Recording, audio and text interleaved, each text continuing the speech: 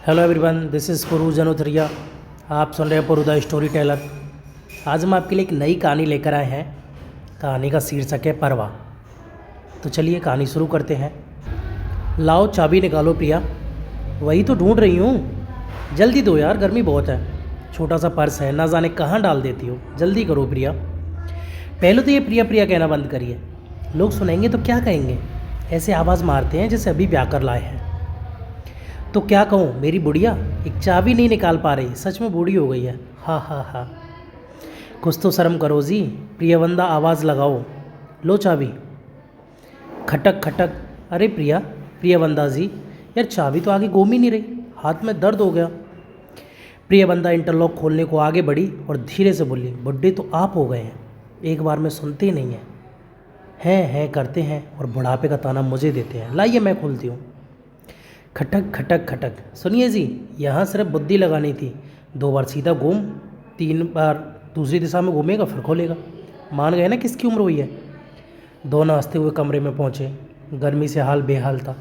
पंखा चला। थोड़ी देर बैठ प्रिया जी ने खाना बनाया और पतिदेव ने एक छोटी सी नींद ली। खाना खा दोनों फिर सो गए। शाम की चाय पर नींद खुली। बहुत थकान होने लगी।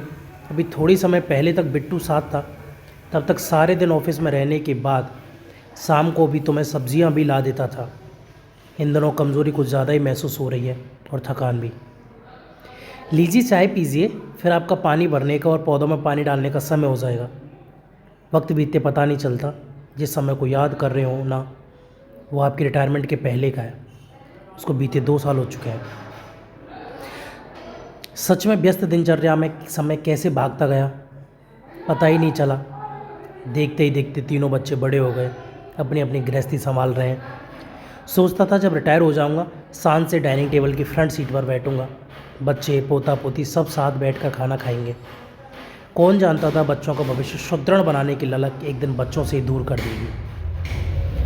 अरे वो विनय को बुखार था, दोबारा फ़ोन किया तुमने? जी किया था, उससे बात नहीं हो पाई। बहू ने कहा पहले से आराम है, देखना शाम तक उसी का फ़ोन आ जाएगा। सुबह नहाने गया था, तब मैंने कह दिया था आपकी तबीयत का। उसे भी तो चिंता हो रही होगी, पूछेगा ज़रूर। हाँ प्रिया, बच्चे अपनी जगह सेटल हैं, सोचकर ही अच्छा सा लगता है। बड़े को तो शायद हमारे लिए फुर्सत ही नहीं है। कोई नहीं, बस रिपोर्ट सही आ जाए तो मन खुश हो जाए। रात तक अशोक जी प्रिया जी से ना जाने कितनी बार पूछ चुके थे, सुनो बिट्टू विनय किसी का फ़ोन आया? आ जाएगा जी, ऑफिस से लेट आते हैं, फिर घर गृहस्थी। पर अशोक जी का मन तो फ़ोन की घंटी पर अटका था। बातों ही बातों में ना जाने कब नींद आ गई। उठो प्रिया, 7 बज गए हैं। 11 बजे रिपोर्ट लेकर डॉक्टर को दिखानी है। जल्दी करना, कुछ हल्का खा पी कर चलेंगे। प्रिया जी जल्दी उठ गई। उठकर लग गई नाश्ते और पूजा के काम में। देखा तो 10 बज गए हैं। सोच रही थी एक वक्त था इतनी देर में ना जाने कितने काम सुलटा लेती थी। बच्चों को तैयारी, पतिदेव को ऑफिस, सच में उम्र होने लगी है। क्या बात है जी, तबीयत ठीक है ना? कुछ परेशान लग रहे हो। अच्छा खाओ पियो, वॉक पर बाहर निकलो, अपने आप को व्यस्त रखो। अब कौन सा आम बचाकर गौरव के लिए रखना है? उसके आम के शौक ने आपको कभी भी आम के मज़े नहीं लेने दिए। अब खुद के लिए जियो जी। बिजली के बिल की लास्ट डेट है। आप ताला लगाओ, मैं ई मित्र वाले को बिल पकड़ा आऊँ। हाँ जल्दी करना। रास्ते में बिट्टू को फ़ोन कर प्रिया जी ने एक झिड़की दे ही दी। शर्म नहीं आई? पापा की तबीयत ठीक नहीं कहा था, एक बार उन्हें पूछना भी ज़रूरी नहीं समझा? वो सॉरी मम्मा, दिमाग से निकल गया। बड़े से तो हमें कोई उम्मीद नहीं। गौरव को भी कह देना शाम को पापा से बात कर ले। बात खत्म कर प्रिया जी वापस घर की ओर मुड़ ली। ऑटो रोक पतिदेव उनका इंतज़ार कर रहे थे। हे भगवान, ना जाने क्या क्या कह बुरी तरह हाँफ रही थी। प्रिया अब मान भी लो तुम बूढ़ी हो गई हो। क्या हुआ, बिल जमा नहीं किया? दुकान बंद थी जी, वहाँ जाकर देखा लास्ट डेट भी कल है। और कह मुस्करा दी। वो जिस मकसद से निकली थी वो पूरा हो चुका था। पतिदेव कहाँ कम थे। पत्नी की मासूम शक्ल की तरफ देख मन ही मन सोचने लगे, 32 साल का साथ है, तुम क्या सोचती हो? तो मैं जानता नहीं। मेरे चेहरे की तकलीफ पर बच्चों को डांट लगा कर आई होंगी, पर वो आज के बच्चे हैं प्रिया, अपने ही जीवन में व्यस्त। टेस्ट रिपोर्ट सही नहीं थी, डॉक्टर ने और टेस्ट लिखे हैं। अब 4 बजे रिपोर्ट देखेंगे। घर वापस जाकर नहीं आया जा सकता, इसलिए हॉस्पिटल कैंटीन में ही जवानी के दिनों को याद कर समय बिताया गया। डायबिटीज़ के कारण साइलेंट अटैक आया है, इलाज लंबा चलेगा। फेफड़ों की नियमित एक्सरसाइज होनी चाहिए, खाने पीने में नियंत्रण रखें, खूब वॉक करें और जितनी जल्दी हो सके एंजियोग्राफी करवा लें जिससे स्थिति का पता चल सके। आज खुद को बड़ा हारा हुआ मैं कर रहे थे। घर पहुँचे तो 6 बज चुके थे। पौधों में पानी डाल वही चाय पीने बैठ गए। क्यों निराश होते हो जी, सब ठीक हो जाएगा। जीवन में परेशानियाँ तो आती ही हैं। ध्यान है जब बड़े के टाइफॉइड बिगड़ा था और स्थिति नियंत्रण से बाहर थी, कैसे आप रात रात भर जग के उसके पीछे लगे रहते। वो 3 महीने कैसे और कब बीते पता ही नहीं चला, याद है ना। आप बहुत हिम्मती हैं, सब ठीक हो जाएगा। सच कहा प्रिया, सब याद है मुझे। कितना तड़पता था, पापा पापा कह सारे दिन अपने पास बिठाए रखता था। सोता तो हाथ पकड़ लेता। कितना बदल जाते हैं बच्चे, जिनके लिए कभी सब कुछ हम थे, आज उनकी ज़िंदगी में हमारी अहमियत एक सीमा में है। वो ठीक हो गया क्योंकि उसके साथ तो मैं था, उसका पिता, और मेरे साथ। इतने में गौरव की कॉल देख मन खुश हुआ। फ़ोन उठाते ही अपनी बीमारी का ब्यौरा बेटे को दे डाला, जैसे कोई छोटा बच्चा किसी अपने को देख सब कह डालता है।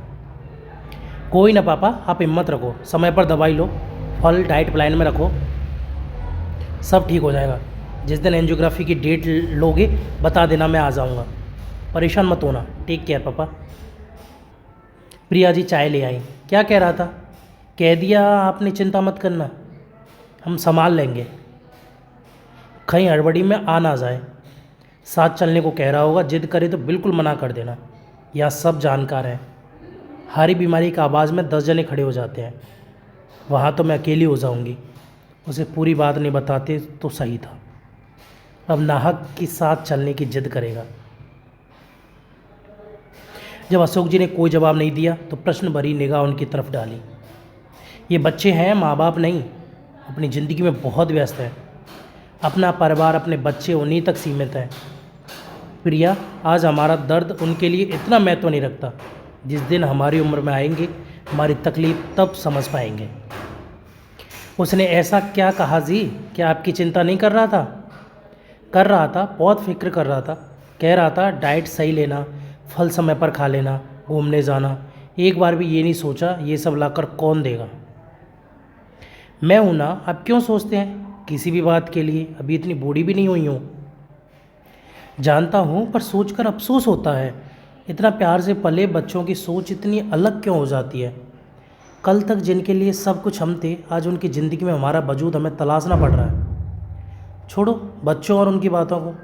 एक समय था तुम शिकायत किया करती थी, साथ नहीं बैठते, फल काट कर रख देती हूँ, काम के पीछे सब छोड़ के चले जाते हो। सोचता था बुढ़ापे में और करना ही क्या है, तब चैन से तुम्हारे साथ बैठकर खाऊंगा। क्या पता था जब समय आएगा तब शरीर साथ देगा या नहीं देगा। इतना मत सोचिए जी, सब ठीक होगा। समय बीत गया, बेटा आया भी और कुछ दिन रहकर चला भी गया। एक साथ फ्रिज में ढेर सारा सामान भरकर रख गया है, जैसे इनसे समय गुजर जाएगा। और ये सब रख अपनी जिम्मेदारी पूरी करके जा रहा है। जब पहुंच माँ को फ़ोन किया तो बोली, धन्यवाद अपने कीमती समय में से समय निकालकर तुम यहाँ। लेकिन एक बात ध्यान रखना, यदि तुम तीनों भाई थोड़ा सा भी दिल रखते और दूर बैठे अपने माता पिता की खैरियत पूछते रहते तो आज ये दिन देखना नहीं पड़ता। उन्हें बीमारी से ज़्यादा तुम्हारे व्यवहार से आघात लगा है। ये वही पिता हैं जो आज भी तुम्हारी तकलीफ़ में तुम्हारे साथ खड़े होते हैं। तुम्हारी बीमारी का सुन इनकी रात की नींद उड़ जाती है। एक दिन में न जाने कितनी बार तुम्हारी खैरियत पूछते हैं और बदले में क्या चाहते हैं? बस तुम्हारे दिल में अपनी थोड़ी सी परवाह। तुम लोग उन्हें वो भी ना दे पाए। जाने अनजाने जैसा व्यवहार तुम लोग कर रहे हो ना, वही आदर्श अपने बच्चों के सामने छोड़ रहे हो। माँ के मुंह से आज पहली बार शिकायत के शब्द सुन बेटा विचलित हो उठा। अगले दिन पापा से साथ चलने की जिद करने लगा। काश ये तुमने अपने मन से कहा होता। तुम कब बड़े होगे बेटा? आज भी माँ सिखाए और फिर तुम कहो चिंता मत करो, हम यहीं ठीक है, अपने घर में। तुम्हारी ज़िंदगी में हमारी अहमियत दर्शाते रहने के बहुत से बहाने तुम्हारे पास हैं, बस उनसे जुड़े रहो। और हाँ, जब तक हम दोनों साथ हैं, हम में से एक भी कमज़ोर नहीं पड़ सकता। प्रिया जी पति की बातें सुन मुस्करा दी।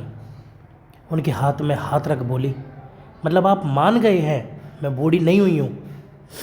अरे थोड़ी तो शर्म करो प्रियवंदा जी, लोग क्या कहेंगे बूढ़े हो गए हैं।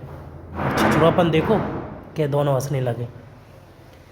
पति पत्नी का रिश्ता सब रिश्तों में अलग निस्वार्थ प्रेम से भरा हुआ। एक की मौजूदगी दूसरे की ताकत है।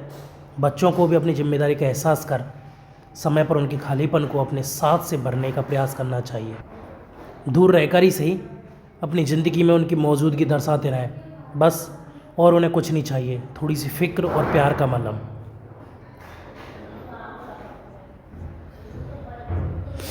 चलिए कहानी ख़त्म होती है। Thank you.